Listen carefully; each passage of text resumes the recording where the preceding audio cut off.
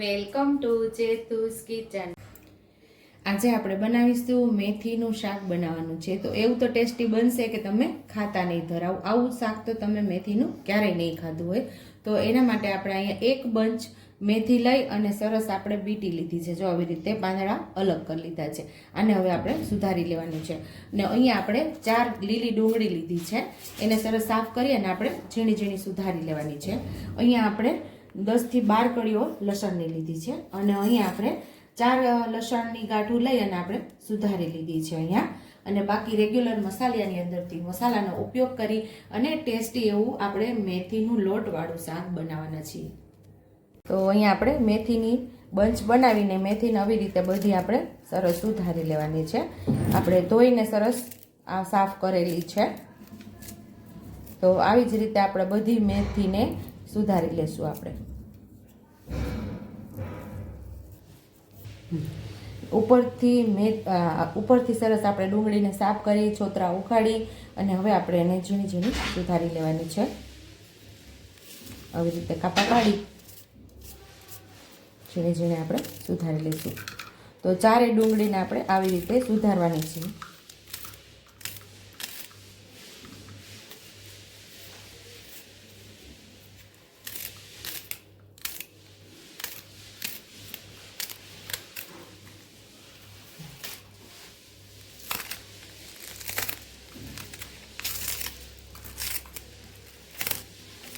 પાંદડા પણ સાથે જ સુધારીશું આપણે। પાંદડાને પણ સુધારી લેવાના છે, એકદમ કૂણા કૂણા હોય એને લઈને આપણે સુધારી લેવાના છે। તો 4 ડુંગળીને આપણે આવી જ રીતે સુધારી લઈશું।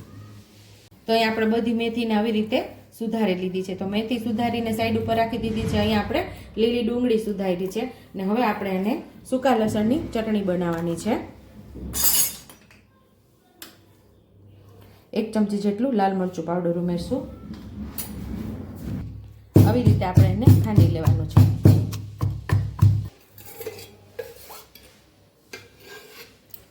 તો અહીંયા નાના 1.5 ચમચા જેટલું આપણે તેલ ઉમેરશું। આપણું અહીં તેલ મસ્ત એવું ગરમ થઈ ગયું છે તો થોડી આપણે હિંગ ઉમેરશું। એમાં આપણે ડુંગળી ઉમેરી દઈશું।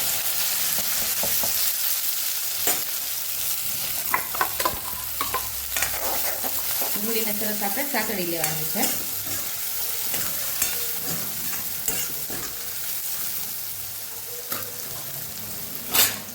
સાથે જ આપણે લીલું લસણ ઉમેરી દઈશું।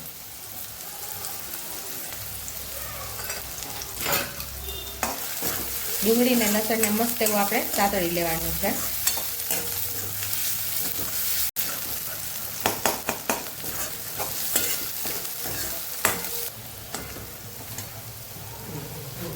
તો અહીં આપણે લસણ ને ડુંગળી મસ્ત એવા સતળાઈ ગયા છે।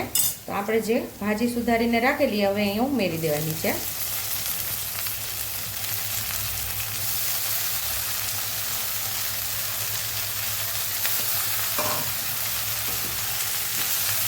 એને પણ સરસ આપણે સાતળી લેવાની છે।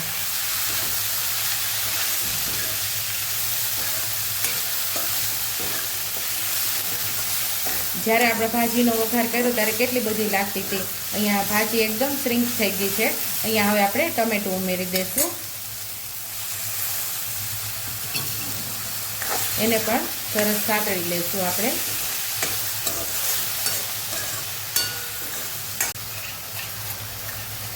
આપણે લસણવાળી ચટણી તૈયાર કરેલી અહીંયા ઉમેરી દઈશું આપણે।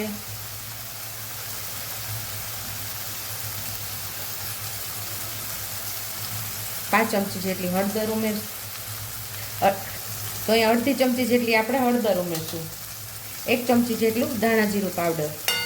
અને આપણે ભાજી પહેલાં સાતળી લેવાની પછી જ મીઠું ઉમેરવાનું, કારણ કે પહેલાં મીઠું ઉમેરશું તો મીઠું વધી જાય એટલે ભાજી શ્રિંક થઈ જાય તો આપણે અંદાજ ના આવે કે કઈ રીતે મીઠું ઉમેરવું, એટલે પહેલાં સાતળી લેવાની અને પછી જ મીઠું ઉમેરવાનું। તો આપણે સ્વાદ મુજબ આપણે મીઠું ઉમેરી દઈશું। સરસ આપણે ચટણી સાથે ભાજીને સાતળી લેવાની છે। જે પ્રમાણે તમારા પરિવારની અંદર તીખું ખવાતું હોય એ પ્રમાણે લાલ મરચું પાવડરનો ઉપયોગ કરવાનો। એકદમ સરસ ચટણી સાથે આપણે ભાજીને સાતળી લીધી છે ને હવે 2 થી 3 ચમચી જેટલું પાણી ઉમેરશું।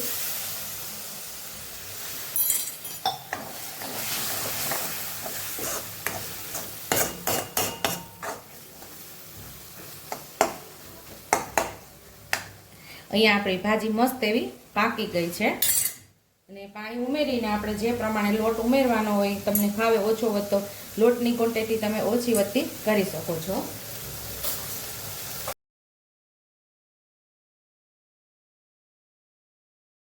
અહીંયા આપણે 2 ચમચી જેટલો લોટ ઉમેરશું. લોટને સરસ આપણે મિક્સ કરી લેવાનો છે.